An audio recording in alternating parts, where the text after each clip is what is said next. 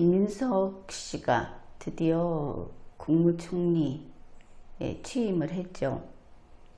그리고 7월 6일, 2025년 7월 6일에 총리로서 첫 당정협의회, 고위 당정협의회 이것을 주재했습니다. 이제 그 모임을 주재하는 가운데 김민석 총리가 했던 발언들 이런 것이 보도됐습니다. 그러면은 이 첫 고위 당정협의회라고 하는 것이 어떤 조직이며 조직이 되겠죠. 어디에서 참석을 하며 이런 것들은 한번 훑어보는 게 좋겠습니다. 7월 6일이라고 했습니다. 7월 6일 삼청동 총리공관에서 이 회의를 했고, 물론 총리 주재, 또 총리가 되고 나서 첫 이런 이 모임을 주재한 것이다.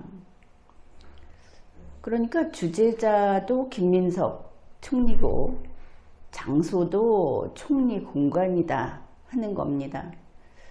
그러면 당정협의회, 고위 당정협의회, 그러면 당과 정부 이 정도 나오죠. 그래서 누구누구가 어떤 공무원들이 참석했는가 잘 보면 참석자가 첫째 더불어민주당에서 참석한 사람들이 있고, 그리고 정부에서 참석한 공무원들이 있고, 그 다음에 대통령실에서 참석한 공무원들이 있습니다. 그러면 정부라는 것은 김민석 총리를 중심으로 이렇게 돼 있고, 대통령실이 또 별도로 돼 있다. 이런 걸 알 수 있습니다. 이렇게 보면 당, 정, 대통령실, 그래서 당정대 이렇게 줄여서들 쓰고 있습니다.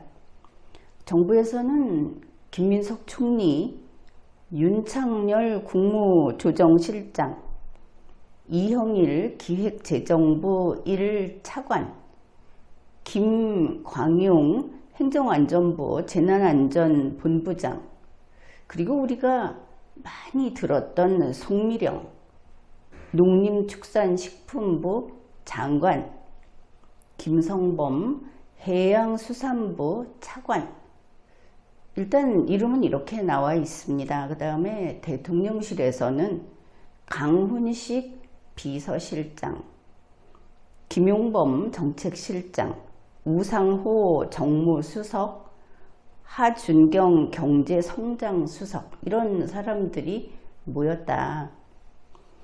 그렇습니다. 이 세세하게 누가 갔는가 하는 걸 알아보려는 것이 아니고, 당, 정, 대라는 이 고위당정협의회의 실상, 그것이 중요한 부분입니다.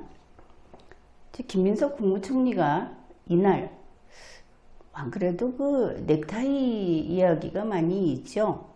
파란색 바탕에 양, 털 깎는 양이겠죠. 양이 그려진 그런 넥타이를 메고 이 자리에 이제 나갔다고 합니다. 파란색 바탕입니다. 처음에 거기서 한 이야기가 이겁니다. 당정은, 사실은 당정대는 이렇게 되겠죠. 그런데 당정은 당원 주권과 국민 주권 철학, 내란 극복과 경제회복, 경제성장의 비전을 공유하는 운명 공동체이다. 여기 이제 당정이라는 게 나왔습니다. 나머지 부분마저 보면 오늘 제가 사회적 약자를 상징하는 양, 양이 그려진 넥타이를 맸는데 한 명의 약자도 놓치지 않는다는 마음, 각오, 정성이 이재명 정부 국정의 토대이자 모든 것이다 라고 했습니다. 이재명 정부의 국정은 한 명의 약자도 놓치지 않는 것이다. 그런데 그 약자가 좀 다양하죠. 이쪽에서는 온갖 약자를 다 이야기하고 있습니다. 우선 지금은 다른 것은 다 두고 당정만 봅시다. 앞에서 당정은 정당 그리고 정부, 이 정도 우리가 상식으로 알고 있죠. 그러면 당정은 더불어민주당과 이재명 대통령을 수반으로 하는 정부, 이것이 되겠구나, 이렇게 생각을 할 수 있는데, 그런데 김민석 총리 지금 이걸 보면 정부를 대표하고 있죠. 그 분류해 놓은 것을 보면, 그리고 언론에 그렇게 알려줬으니까 그 정부를 대표하는 김민석 총리가 한 이야기는 당원 주권 그리고 국민 주권 이런 걸 이야기했습니다. 그렇지 않아도 이재명 씨가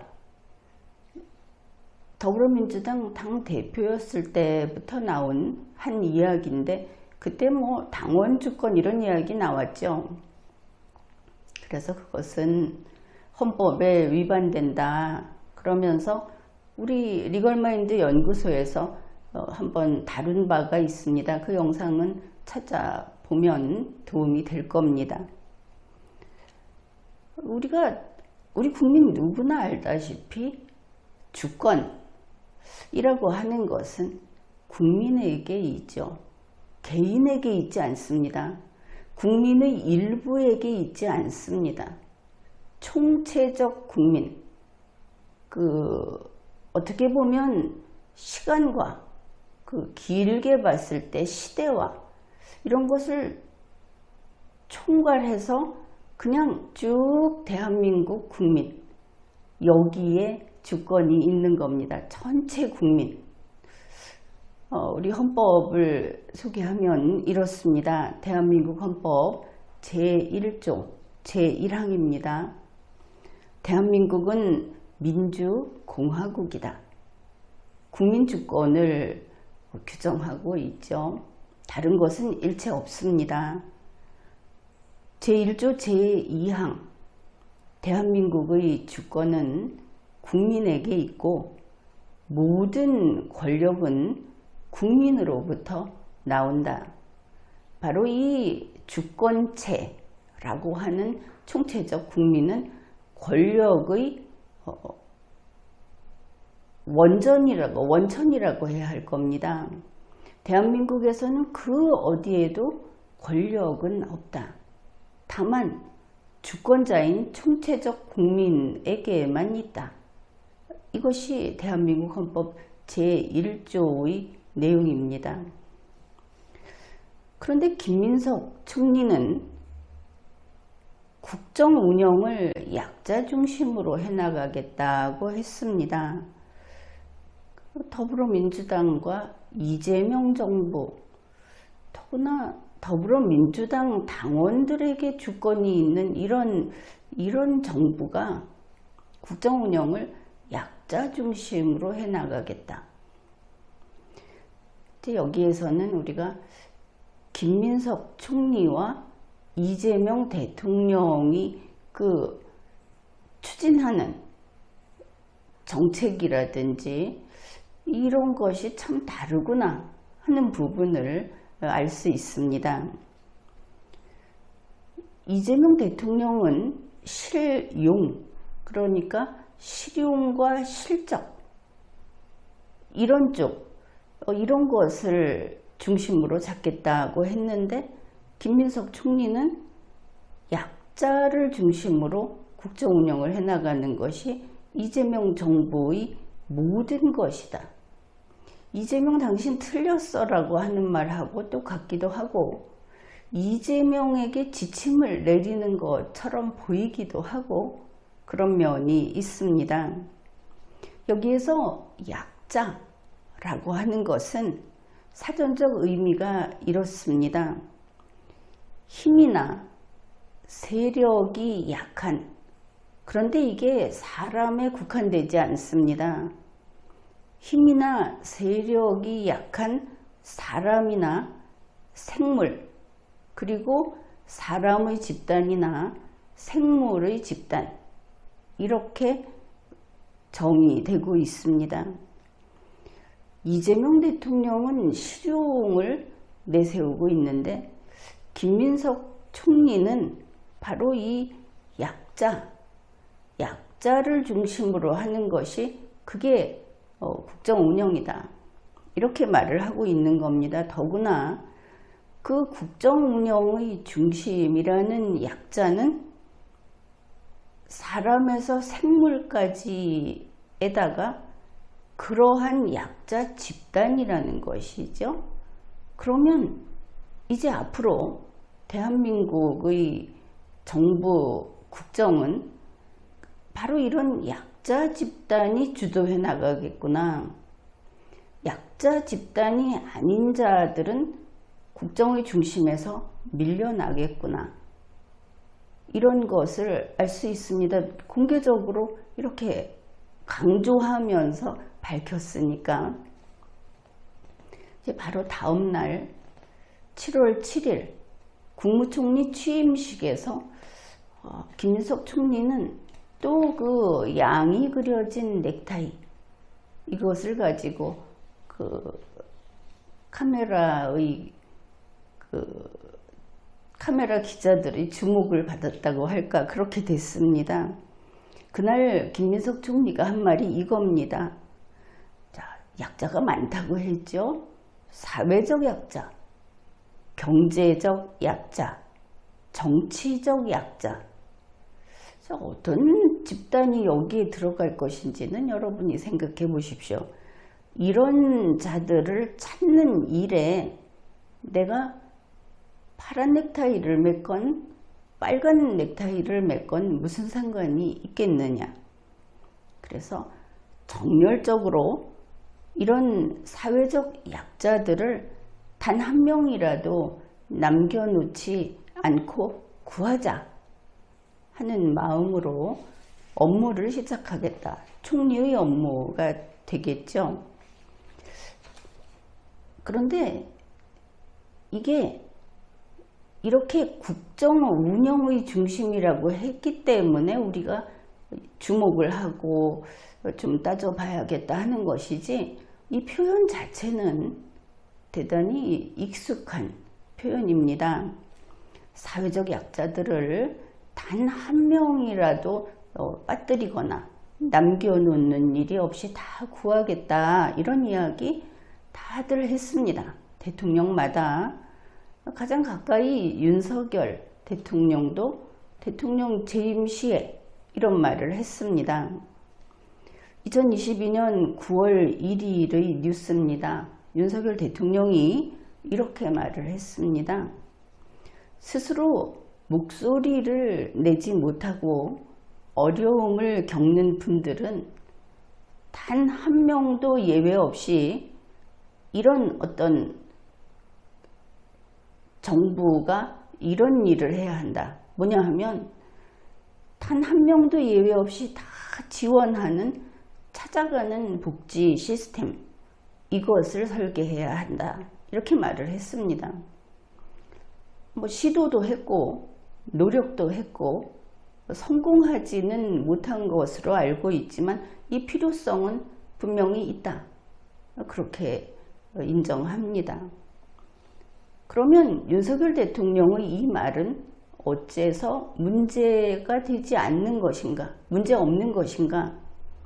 국정 전반이 아니라 복지 시스템이 얼마나 더 말하자면 더 유능하고 효율적이고 적극적인 복지를 할 것인가 라고 그 범위를 한정시켰습니다. 거기에선 가능하죠. 그런데 김민석 총리는 그냥 국정 운영의 모든 것이 약자를 위한 것이다. 이러고 나니 일이 커진 겁니다. 결국은 여기에서 김민석 씨가 흔한 말로 연식이 오래되면서 사실은 무능한 것인가, 20대 때 학교를 어디에 나왔고 하는 이 학벌이라는 것이 참 허망한 겁니다. 지금 다들 나이 들어서 공직을 맡고 이렇게 했을 때 일할 능력이 없는 사람들이 수두룩한 것, 바로 그 부분을 우리가 보고 있는 것이 아닌가. 다시 말해서 김민석 총리는 공무수행 능력이 부족하거나 없거나 그런 것이 아닌가, 이렇게 보이는 대목입니다. 그 다음에 이어서 더더구나 좀 말이 되지 않는 것은 경제회복, 경제성장의 비전을 약자를 중심으로 한 국정 운영으로 해내겠다. 이것은 좀 어려운 일이겠죠. 결국 김민석 총리가 말하는 정부는 약자를 위한, 그리고 바로 그 약자의 정부, 이것으로 가겠다. 연이틀 드레스 코드를 가지고 호소해 가면서 한 이야기니까 우리가 들어줘야 하겠죠.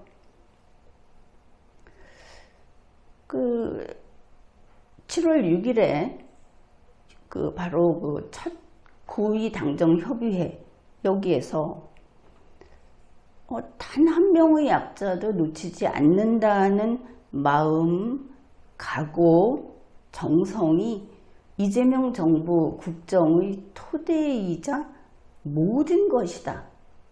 모든 것이라고 했습니다. 그런데 이재명 대통령은 실용, 그리고 통합, 이런 말을 종종 하고 있죠. 그러니 이거 두 사람이 충돌하네, 맞지 않네, 김민석이 이재명을 부정하네, 도대체 이 관계가 어떻게 되는 것이냐, 이걸 생각해 보게 됩니다. 7월 6일 고위당정협의회에서 김민석 총리는 이런 말도 했죠. 당정은 당원 주권과 국민 주권 철학, 경제 회복과 성장의 비전을 공유하는 운명 공동체다. 그러니 바로 이 말 하나로 김민석 총리는 이재명 대통령이 말하던 그 통합을 부숴버린 겁니다. 당정은, 대한민국은 다당제인데 그 많은 정당 중에 오직 더불어민주당만 이 운명 공동체라고 한 것이니까 당정은 더불어민주당과 현재로서는 이재명 정부, 이들끼리 모여서 이들끼리 운명 공동체고 자기들이 모든 걸 결정하겠다. 그런 것 아닙니까? 통합은 물 건너갔다. 그런데 사실은 김민석 총리가 모르는 것이 있습니다. 지금 추가 추경, 돈이 풀려야 된다, 이렇게 이재명 대통령이 강조하고 있는 것은, 거기에 보면 전 국민 25만원 생계지원금 이런 거 있죠. 이게 약자를 위한 게 아닙니다. 전 국민을 대상으로 하는 것이고 어느 집단만 쏙 빼서 주겠다는 게 아니고, 더구나 이 목표는 경제 살리기입니다. 국민 한 명 한 명에게 25만원 더 넣어줘서 그만큼 돈을 더 쓰게 하겠다. 그게 아니고 점점점 활기를 잃어가는, 이러다가 잠들어 버릴 것 같은 경제를 움직이게 하려고 일종의 사탕발림이다. 길게 갈 수도 없지만 그나마 이거라도 해야 하지 않겠느냐 하는 그런 것인데, 김민석 총리는 그 목적, 그 절박함, 이거를 모르는 것 같습니다. 그냥 입으로 어디서 자료 검색하든지 챗 GPT한테 물어봤는지 아주 붕 떠있는, 그것도 이재명 대통령과는 정면으로 충돌해버리는 이런 이야기를 한 것이죠. 그러니 김민석은 이재명과 국정 철학이 다르다. 더더구나 대통령과 총리의 국정 철학이 다르면 총리가 대통령에게 녹아 들어가야 하겠죠. 그런데 그러지 않고 자기의 국정 철학을 발표해버렸다. 우리가 눈여겨볼 것은 바로 이 대목이다. 왜 김민석은 국무총리가 되자마자 이재명과 노선이 다른, 이재명과 아예 시선이 다른 자기의 국정 철학을 발표했을까? 근데 우리는 이런 모습을 3년 전에 본 적이 있습니다. 여기에 대해서도 리걸마인드 연구소의 지난 방송을 참조하십시오. 그때 보면은 이제 윤석열 대통령이 취임식을 하게 되죠. 당선이 확정되고 어쨌든 대통령 취임식을 하게 되던 그날 뜻밖에도 소위 보수 매체라고 할 수 있는 이런 쪽에서 앞에 띄운 것은 윤석열이 아니라 한동훈 씨였습니다. 그거 기억하십니까? 취임식 당일부터 언론은 한동훈을 띄웠던 겁니다.